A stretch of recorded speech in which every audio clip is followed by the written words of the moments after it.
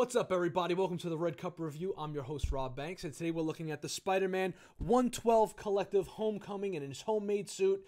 We're going to call him Pajama Spider-Man, and as you guys can see, in order to do this video, I got myself wearing my awesome pajamas that I got for Christmas. How cool is that? Anyways, check out Geekstronomy.com. Check them out on Facebook. Make sure you subscribe to the page, like, comment, and share, and also check out the Collector's Zone Cantina on Facebook. Go to the Collector's Zone Cantina on Facebook and just join the page. You'll thank me later. Let's go check out Spider-Man. Alright, webheads, we took the figure out of the box and this is what we got. An extra head sculpt, but you already knew that. 1, 2, 3, 4, 5 extra hands, 3 extra webs along with the articulating web. You got the articulating arm and the base. Let's look at now the individual parts that make this thing up and get a closer look. The articulation on this figure is excellent. He has the double knees, right? They go all the way up like that. He's got the rocker ankles. Now be careful. Don't just start taking your ankles and rocking them. Feel around for where that joint is and rotate it. See, you can't put the foot back and then rock it. It's already pointed backwards. So figure out where it is and just maneuver it. Don't start taking your figures and cracking them. These things are too expensive for that type of stuff. All right, what's awesome about the material on the legs here, that he's wearing like jogging pants. Hey, he's wearing a jogging suit. Goomba Spider-Man, like all the other old school Italians in my old neighborhood. All right, you're not going to have to worry about it wrinkling and stuff like that. Okay, so here's one thing that I was kind of disappointed a little bit. His ab crunch only goes about that far. I think they could do a better job with the ab crunches. He does go back, though, pretty well. I like the back. The lean back. But the crouch forward, not so much. He's got a little bit of side to side. I think he has a waist twist here and a up in here under the chest area. So you could hear the joint kind of just, you could hear it like cracking and stuff. It's not cracking. It's actually like on a little bit of a ratchet there, which is nice. So it'll be able to hold the pose. He's got the rotation up here. He's got the double jointed elbows. You could actually make him touch his face, right? Probably make him even fold his arms. Like his arm goes all the way across his body like that, which is really cool. So you can have him doing his best Spider-Man B-boy stance. Yo, what's up? We gonna break dance or what? All right. The hood and the outfit's nice. You're not gonna have to worry about this thing wrinkling on you because it's like sweat. It's like the material of like sweatpants, like sweatshirt, like a thin sweat clothes, like they're supposed to be. The hood goes up around the head, which is cool, and it looks nice. It looks natural. It falls natural, right? I have his head kind of cocked a little bit, so let's bring it forward a little bit. You know, his you know, the little things there don't always look like they're kind of swinging in the wind, but be careful. Don't just pull on it because it will slip all the way through to the other side, and then that'll be the end of your hood there on your Spider-Man figure. Okay, so the hood goes up like so. I'm sure if like you brought his arms up and brought the hood down, you'd be able to get it into a better pose. I had it earlier where it was like kind of like hooded over his head real well, you know, but it keeps pulling back for some reason now. I guess if you move the material around, it'll be a lot better. Anyways, there you go. His ankles, like I said before, rock in, so you can have him kind of in a deep stance, and his feet are still flat on the ground just like that. All right, look at that. And he stands up. Bam! I didn't even have to try posing this thing, and he already keeps his stance. Great. The colors are great. It pops. It looks nice on the shelf. Now let's get into the head sculpts. Alright, as far as head sculpts go, I gotta tell you, I'm a little disappointed with this one. Although, if you get real up close with it, you can see that there's a kind of like a material finish there. Like, I don't know if you guys can see it. See the ribbedness around the mask, which is nice, and around the neck. So the neck sculpting in the neck works great. I wish there was like maybe more stitching. Maybe it's just me, but I remember there should be some kind of like stitching look or something in the mold around the head. The head just looks kind of flat. You got to really get up on it to see that the material and how it's kind of like a mask. And he should have came with different eyes. I mean, they should have gave us like, you know, these eyes articulate in the movie. They should have gave us like maybe 2 or 3 interchangeable eyes or something like that. But you know, look, he even looks all the way up like that. Ooh, I should have went over that in the articulation section. But you know, this head sculpt is kind of flat. But it's the other head sculpt that really knocks it out of the park. Here's the Peter Parker head sculpt, and this did not sell me in the proto shots, but I gotta tell you that in hand, this is the head sculpt to use. It is excellent. There's a little bit of bleed there, though, as far as the paint goes. Little bit sloppy right where it kind of meets the head on this side. However, on this side, it's actually much better done. This is probably some of the best hair paint work that Mezco has done. You can see that it's layered with 2 different colors of brown, which gives it a nice depth and a nice natural feel to it. It looks good. The sculpting is excellent on it. As far as the face itself goes, it's got a nice little gloss in the eyes. So as you can see, as I move it into the light and out of the light, it gives it that natural sheen that a normal eyeball has. The face sculpt itself, really close up there, you can see that it has the natural, you know, it has the natural skin color and tone going on there, and it's got you know, like the freckles and stuff like that that are, you know, show up on in human skin tones, and the lips are very nice as well.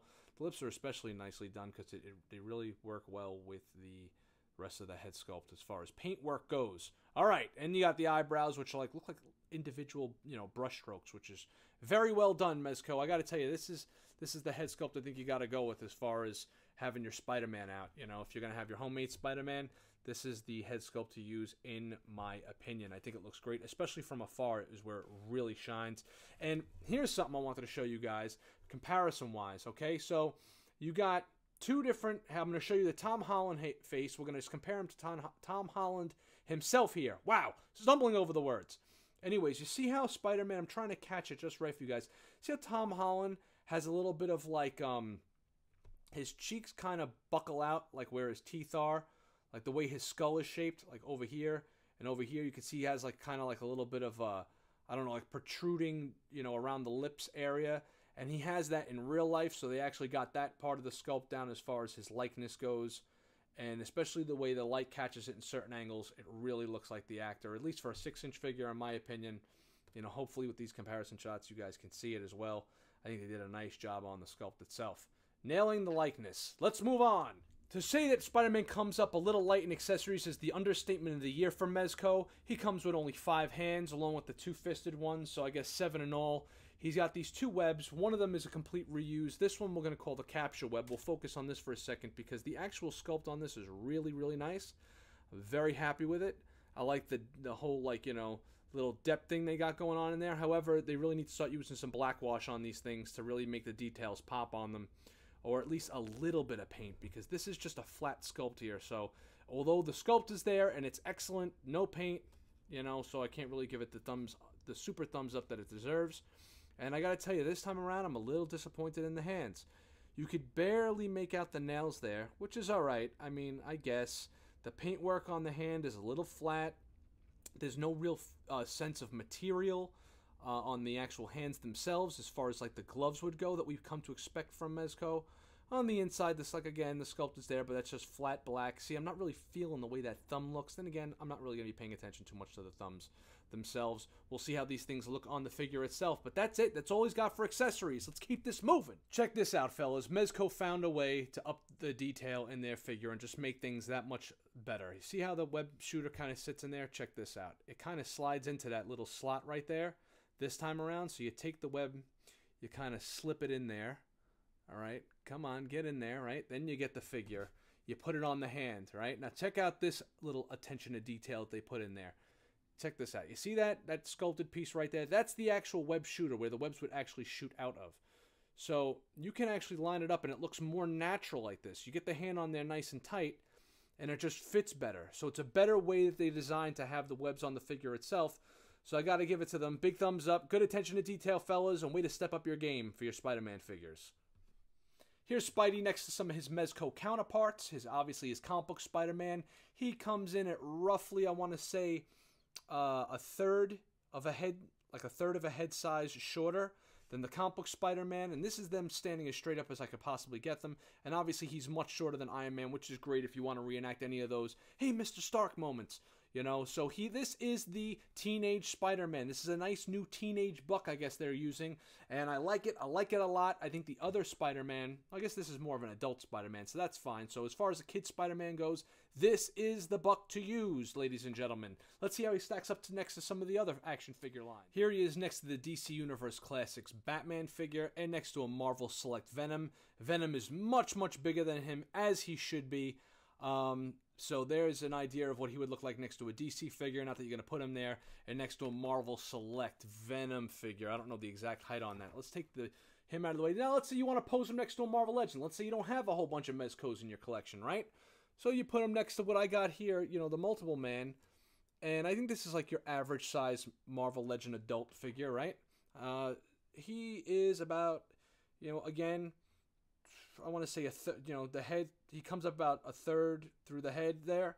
or 2/3 rather through the head there. So I guess it's about right. I don't know how tall Jamie Madrox is supposed to be, but let's say he's 5'11", and Parker over here is about 5'7". So I guess it works out perfectly as well if you want to interchange him with some other action figure lines. For those of you that want an exact height measurement, I got the measurement out here, and he's approximately a little over. You see, on your end it's looking like 6 inches, but in reality he's about 6 1/8 inches tall, approximately on my end because of the way the camera's set up. So you're seeing 6 inches. He's approximately 6 1/8 because of the way the camera angle is hitting the figure. So 6 1/8 for those of you that want to take measurements for your collection. In conclusion, the Spider-Man homemade homecoming suit is only getting 2.75s. That's 2 3/4 cups from the Red Cup review. Why the hell is he getting such a low grade? Well, I got to tell you, first the pros. He's an excellent looking figure, especially the human head sculpt. They got a nice little innovation there going for the Spider-Man for his web shooters there. As far as the hand sculpts go, his colors really pop off the shelf. He's nice looking. He's got double jointed elbows, check. Double jointed knees. Damn, Mezco is listening to us. However, I got to tell you that at $85, it seems like price gouging at this point. I mean, you got a Batman figure coming out with 4 head sculpts soon and all those other accessories, and he is super, super light on the accessories. I mean, he could have came with a book bag and a couple of textbooks or something, maybe a science book, maybe a blazer that he wears in the movie or something else. I don't know. It just seems to me that they're missing the mark as far as accessories go, and they're just calling it exclusive. So at $85, I can't give it the 3 3/4 cups I think he actually deserves. So 2.75, taking away a full cup for that. However, if you are a Spider-Man completionist, he probably is a must-have. And if you're going to have him next to your Iron Man figure, or if you're going to have him next to your advanced suit that's coming out soon for the homemade movie, he is definitely a must-have. And if you want that childlike Peter Parker figure, this is a new great buck that they're using, and I'm kind of happy about it. So big thumbs up for that. However, that's what the Red Cup Review's giving them, and I hope you guys enjoyed the video. Please like, subscribe, and share, and join us on the next episode of the Red Cup Review. Rob Banks saying, we'll see you around.